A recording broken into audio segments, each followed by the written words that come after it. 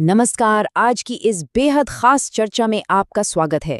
आज हम सिर्फ चार्ट्स और पैटर्न्स की बात नहीं करने वाले, हम उससे एक कदम आगे बढ़ेंगे। हमारा पूरा फोकस होगा ट्रेडिंग साइकोलॉजी पर, उन आम गलतियों पर जो अक्सर हमसे हो जाती हैं और सोर्स एनालिसिस के आधार पर निफ्टी के आने वाले लेवल्स पर। हम सब जानते हैं कि टेक्निकल एनालिसिस तो ठीक है, लेकिन मार्केट का असली गेम तो हमारे दिमाग में यानी साइकोलॉजिकल लेवल पर खेला जाता है। तो चलिए बिना किसी देरी के सीधे मुद्दे पर आते हैं। सबसे पहले एक बहुत ही चुभने वाले सवाल से शुरुआत करते हैं। आखिर मार्केट में लोगों को सबसे बड़ा नुकसान होता क्यों है? जरा सोचिए, ये एक ऐसा सवाल है जिसने कभी ना कभी हम सबको परेशान किया है। रातों रात हमारी गाढ़ी कमाई का इतना बड़ा हिस्सा कैसे साफ हो जाता है? क्या ये महज हमारी खराब किस्मत है? जी नहीं, इसके पीछे कुछ बहुत ही ठोस मनोवैज्ञानिक कारण छुपे हैं जिन्हें हम अक्सर इग्नोर कर देते हैं। तो आइए सबसे पहले बात करते हैं भाग 1 की, ट्रेडिंग में होने वाले भारी नुकसान के असली कारणों के बारे में। मार्केट में होने वाली सबसे खतरनाक गलतियों में से एक है रिवेंज ट्रेडिंग। इसे सीधे शब्दों में कहें तो भावनाओं में बहकर मार्केट से बदला लेने की कोशिश करना। जरा इस दुष्चक्र को समझिए। आपने कॉल ऑप्शन लिया, उसमें घाटा हुआ तो उस घाटे को कवर करने के लिए गुस्से में आकर और कॉल लेकर उसे एवरेज करते चले गए।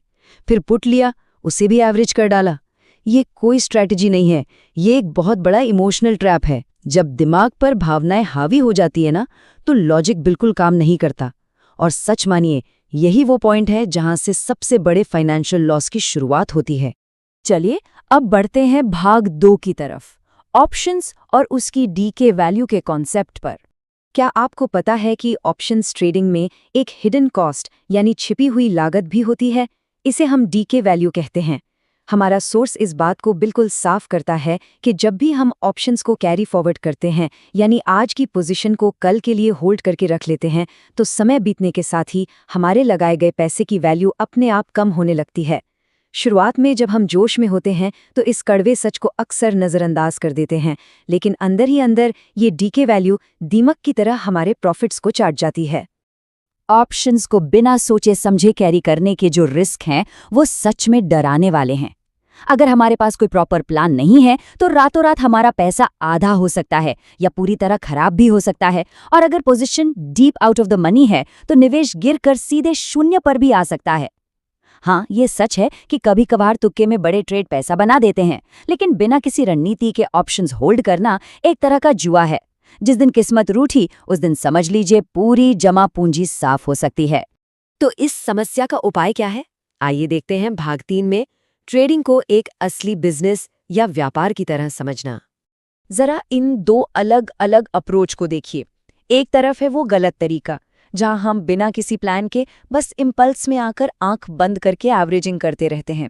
और दूसरी तरफ है एक असली बिजनेस अप्रोच। एक समझदार व्यापारी क्या करता है? वो सही भाव का, सही मौके का इंतजार करता है। वो बेवजह एवरेजिंग नहीं करता। अगर आपको सफल होना है तो अपनी ट्रेड क्वांटिटी को सही ढंग से मैनेज करना होगा और कम से कम एक ठोस 3 महीने का प्लान बनाकर चलना होगा। बिना प्लानिंग के अगर आप मार्केट में उतरेंगे तो फेल होना लगभग तय है। इसी से जुड़ा है हमारा भाग 4, ट्रेडिंग में धैर्य यानी पेशेंस का असली महत्व। हमारे यहाँ एक बहुत ही मशहूर और गहरी कहावत है, धीरे धीरे रे मना धीरे सब कुछ होए, माली सींचे 100 घड़ा ऋतु आए फल होए। मतलब चाहे माली पेड़ में 100 घड़े पानी क्यों ना डाल दे, फल तो अपने सही मौसम में ही आएगा ना। ट्रेडिंग की दुनिया में भी ये बात 100% सच है। मार्केट में सक्सेस रातों रात नहीं मिलती, इसके लिए अपार धैर्य की जरूरत होती है। जब तक सही समय और सही मौका न मिले, तब तक आप चाहे जितनी जल्दबाजी कर लें, मनचाहा प्रॉफिट नहीं मिलने वाला। धैर्य की बात हो रही है तो हमारे सोर्स ने एक बहुत ही दिलचस्प मनोवैज्ञानिक खतरे की तरफ भी इशारा किया है, और वो है हमारी बेचैनी। आपने भी नोटिस किया होगा कि जब तक कोई एक्टिव ट्रेड चल नहीं रहा होता, तब तक हम शांति से स्क्रीन के सामने बैठ ही नहीं पाते। ऐसा लगता है जैसे कुछ छूट रहा है। हर वक्त बस किसी न किसी ट्रेड में घुसे रहने की ये जो आदत है ना, ये मार्केट को हमारे लिए बिना बात के बहुत ज्यादा स्ट्रेसफुल बना देती है। और सच बताऊं तो इसी बेचैनी में सबसे ज्यादा गलत फैसले लिए जाते हैं। तो सवाल उठता है कि इस बेचैनी को दूर करके एक डिसिप्लिन कैसे लाएं?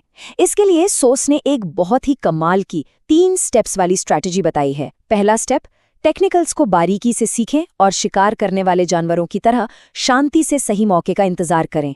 दूसरा स्टेप, जब कोई सही पैटर्न दिखे तो तुरंत छलांग न लगाएं, बल्कि वॉल्यूम के साथ उसके कन्फर्मेशन का इंतजार करें। और तीसरा, सबसे इंपॉर्टेंट स्टेप, महीने में सिर्फ 2 से 3 हाई क्वालिटी ट्रेड ही लें। जी हाँ, सिर्फ 2 या 3। अपनी ट्रेडिंग को लिमिटेड रखकर ही आप इस मार्केट के खेल को आसान और अपने लिए फायदेमंद बना सकते हैं। साइकोलॉजी को समझने के बाद अब बात करते हैं भाग 5 की, सोमवार के मार्केट के लिए कुछ बेहद महत्वपूर्ण लेवल्स। अगर हम सोर्स की मौजूदा एनालिसिस पर नजर डालें तो अभी मार्केट के जो लक्षण और इंडिकेटर्स दिख रहे हैं वो साफ तौर पर सोमवार को एक गैप अप ओपनिंग का इशारा कर रहे हैं। मार्केट किस करवट बैठेगा और हमारी आगे की स्ट्रैटेजी क्या होनी चाहिए, ये तय करने के लिए ये एक बहुत ही क्रिटिकल स्टार्टिंग पॉइंट है। अब जरा इन टेक्निकल लेवल्स को ध्यान से देखिए। सपोर्ट की बात करें तो शुक्रवार का जो लो पॉइंट था वो एक बहुत ही मजबूत सपोर्ट की तरह काम करेगा। और अगर हम रेजिस्टेंस यानी ऊपर के लेवल्स की तरफ देखें तो 33,515 और 600 के लेवल्स पर हमें गिद्ध जैसी नजर रखनी होगी। सोर्स का साफ कहना है कि किसी भी नए ट्रेड में एंट्री लेने से पहले इन लेवल्स को मॉनिटर करना एकदम मस्ट है, क्योंकि यही वो पॉइंट्स हैं जो तय करेंगे कि मार्केट का अगला बड़ा मूव किधर होगा। तो आज की इस पूरी चर्चा के बाद एक सवाल है जो हम सबको खुद से पूछना चाहिए। क्या पुरानी गलतियों ने, जैसे कि रिवेंज ट्रेडिंग करना या ऑप्शंस के डीके वैल्यू को इग्नोर करना, इन सब ने हमें भारी नुकसान पहुंचाया है? और क्या अब वक्त नहीं आ गया है कि हम अपने इमोशंस को साइड में रखकर अपनी पूंजी को बचाने के लिए एक सख्त, अनुशासित बिजनेस अप्रोच अपना लें? याद रखिए, शेयर बाजार में धैर्य और सही लेवल्स का इंतजार ही वो इकलौती चाबी है जो सफलता के ताले को खोल सकती है। तो क्या आप उस चाबी को इस्तेमाल करने के लिए तैयार हैं?